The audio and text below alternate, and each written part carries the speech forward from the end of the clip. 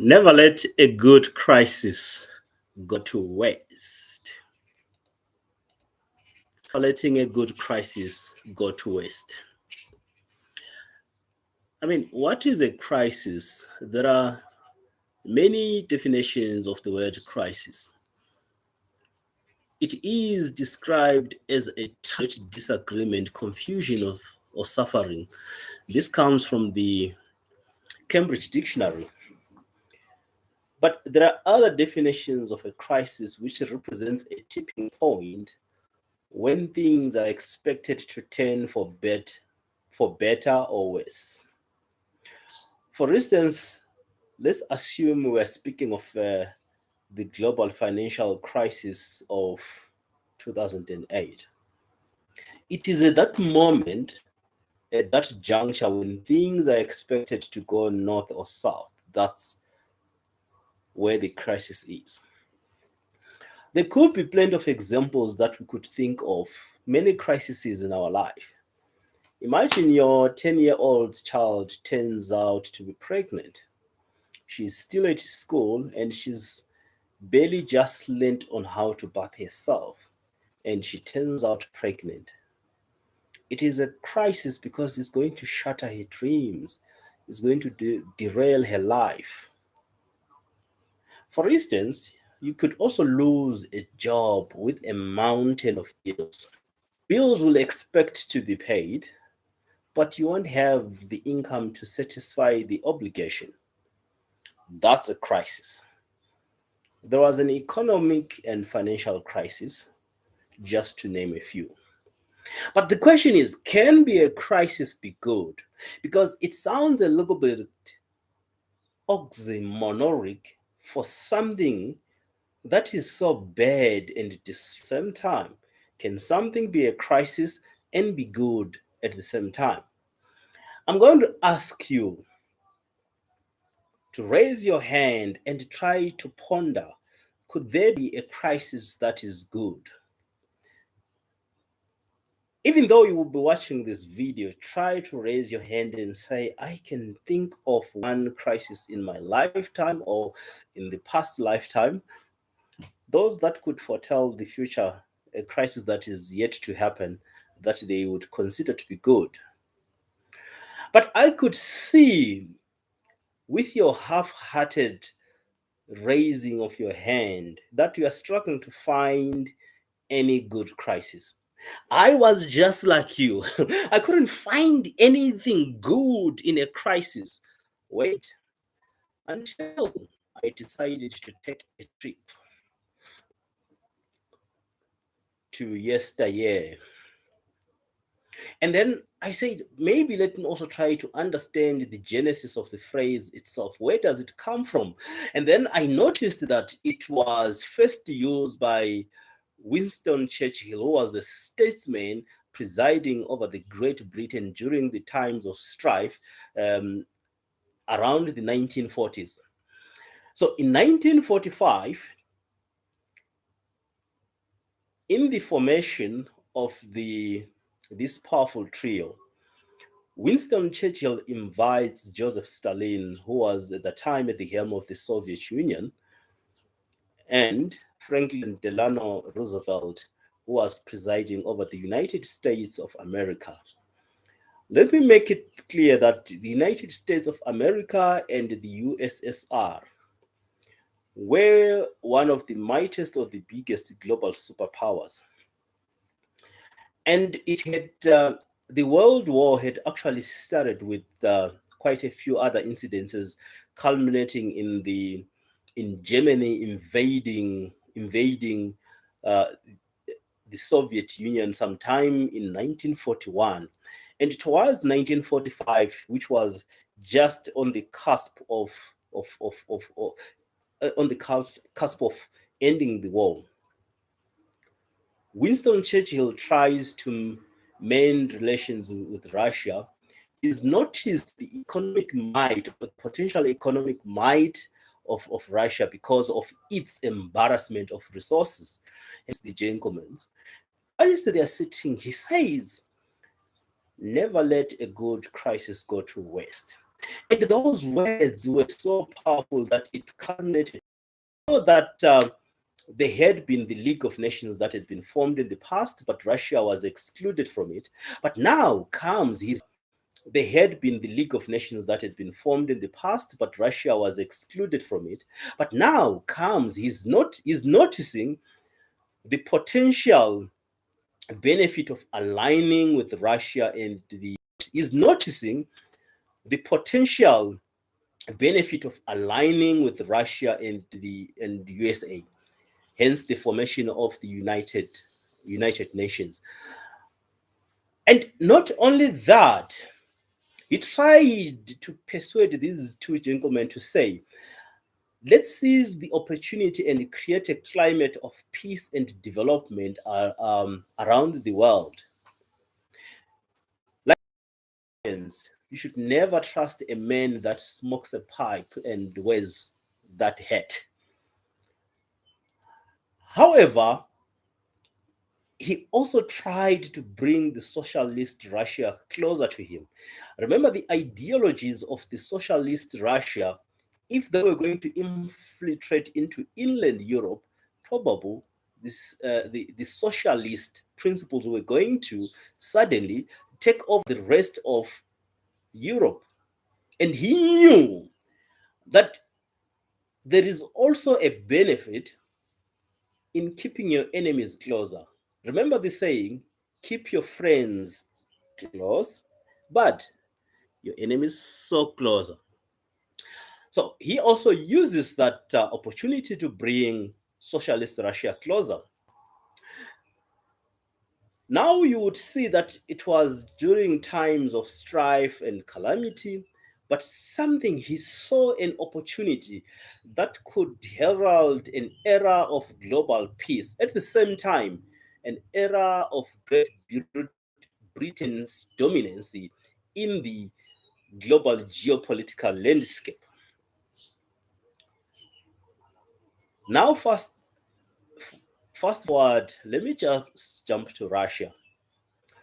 Russia's massive industrialization had happened during the times of strife. Russia had predominantly been an agricultural based economy, and because of that, they had to transform. And one such impetus for them to reform and adopt some modernization, it was their embarrassing defeat in the Crimean War. The Crimean War itself, it was generally a fight over the Roman Catholic led Ottoman Empire and the Orthodox Russia. And Russia was embarrassed by an alliance of the Ottoman Empire with the support of Britain and France. Now, they noticed that while they were embarrassed, it was a perfect opportunity to modernize Russia's economy, culminating in the Russian Revolution and all the good things that have since happened in Russia. The majority of the companies as we see them today were born during those days. Russia had been embarrassed by some slightly smaller nations. Now, bringing closer to home, those that might know, probably those that lived during the times of apartheid, some like myself, as you can see, I've just developed a white beard, which is testament to my age. Those that lived during the time, you would recall that South Africa was once isolated in the global landscape. It was because of apartheid in an effort to bring about regime change so that they could cripple the apartheid apparatus into a state where they would be paralyzed and then finally hand over the power and usher in the community decided to isolate South Africa. In that time of isolation, which was a crisis of that time, There were quite a number of organizations that were formed in an effort to produce and to produce the goods and services that were needed in South Africa. I could think of a company, Daniel Land Systems, because South Africa had been banned from procuring some arms from the international community. They thought of developing their own machinery themselves. You would know that the current Daniel Land Systems, which is a company that manufactures all the artillery and military equipment, has its origin during the days of isolation. The list itself is endless. We could speak of XCOM just before they decided to run it to the ground. Transnet, I think it was before they looted all the locomotives at Transnet. ISCO, we still remember this industrial conglomerate called ISCO, even the SABC. Now you would notice that the majority of the companies that defined the post democracy South Africa were companies that were formed during the days of isolation. The goods and services were needed, and the fact that South Africa could not procure them, could not import from those countries that were already industrialized, South Africa was forced to industrialize itself, the goods that it needed locally. That was one way of making sure that they rise above the crisis that they find themselves. I'm not trying to justify apartheid, and I will never justify apartheid by any means. But the point is, they saw an opportunity to find the mechanisms to fuel the growth in the local economy purely because they had been excluded. Now, just raise your hand if you have ever come across this stupid three words in each and every computer. Is called Control Alt Delete. Have you ever felt that Control Alt Delete is stupid? I do. I actually learned the hard way. This stupid thing developed by Microsoft landed me in trouble. I remember way back in 2003, I'm starting in my career. I'm working at a local bank. I'm not going to mention the local bank for fear of being sued in case you've lost your money. One day, because of this Control Alt Delete, I presume it is because of it. At a back office function at a local bank, in that role, what you would do at the end of the day, you would do some backup of the day's transactions. You would do some capturing of some journals just before the day's business had to close. So just before you do that, before you do the backup, there were other steps that one had to do. While still carrying out that task, I accidentally I accidentally pressed delete instead of Control Alt Delete. It seems as I was busy pressing on the keyboard, you know, the the way we press some of these letters is not always the same. So I thought I'd pressed Control Alt Delete simultaneously, only to press delete. The result is that I wiped the entire day's transactions. Imagine a local bank with quite a number of customers, or uh, even some customers from other branches that would have transacted at that branch were completely wiped out. Those that were in overdrafts, probably it was a legal reprieve from them. But what we would find is, let's assume you've made a deposit of 1 million rands. The following day, your million rands. Imagine the disruption that the businesses and the people had when that thing happened. It could even be the other way around. Imagine you had just withdrawn money and left your account almost close to zero. You wake up tomorrow, you notice that your balance is still sitting at 1 million rands or so. Wouldn't you go back to withdraw? Probably many tried to do that. But what then happened thereafter, upon discovering, I did not, I did not hide or try to conceal my error and blame it on whoever I could blame. I immediately notified my then supervisor, and I have to confess, initially I was worried that I was going to be fired, but I wasn't fired.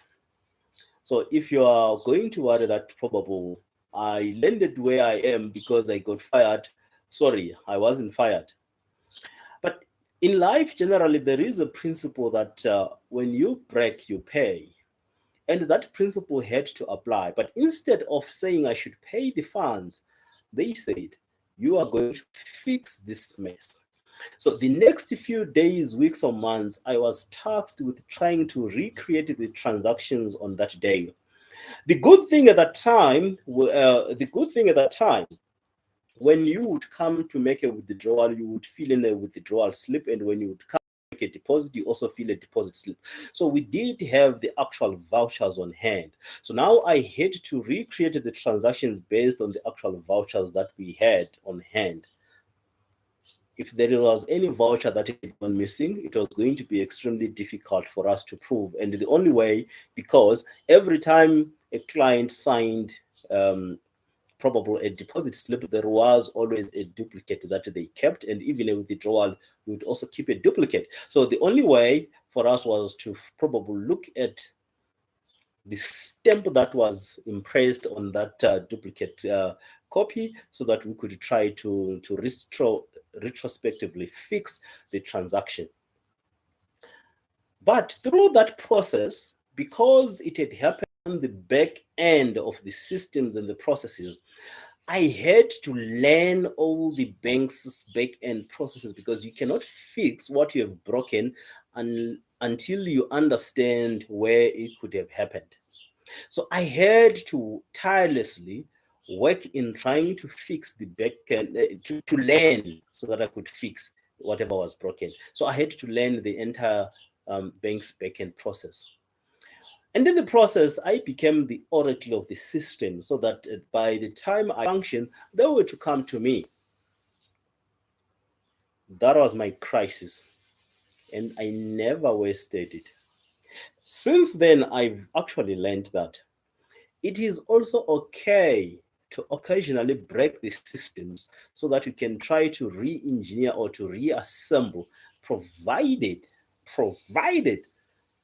this is a big disclaimer, the disruption or the impact is not going to be severe. So if you can break the prototype whilst you are still testing in systems development during this testing phase, rather break it then, so that you get to understand that if the system is put through so much stress, can it handle the functionalities that it was designed to handle? So for me, it was one good crisis that helped me to become the man that I am today. Fellow humans, friends, Romans, and countrymen, we do have a collective crisis in our midst. You'd notice that the world is full of racism. What do you do? Embrace. The world is full of hatred. Stand for love. The world is full of greed. Share. People who are conformist, be different. People, they put on a facade. Be authentic you. Wars are brewing like dormant volcanoes all over the world. Try to sow some peace. Because of amongst us, any around us that could survive after taking a pay cut. There are constant blackouts. adopt renewable energy. So these are the things that confront humanity today. And now the question is humanity ready to face these? As humanity is at a tipping point, but let's know that the level of the crisis that we are in today cannot be fixed with a simple repair or a camouflage. Rather, we are being called upon to use the essential threads of our lives to weave a culture of genuinely inclusive humanity and never let a good crisis go to waste. Identify things that you could do. Be an opportunist. Seek some opportunities in the crisis and find something that you could do to add value to your life and to humanity. I thank you. This was a daily dose of the ledger of an aspiring speaker. Keep on tuned, sign on to my YouTube channel. Let's keep on talking, let's keep on discussing. This is purely dialogue. Thank you.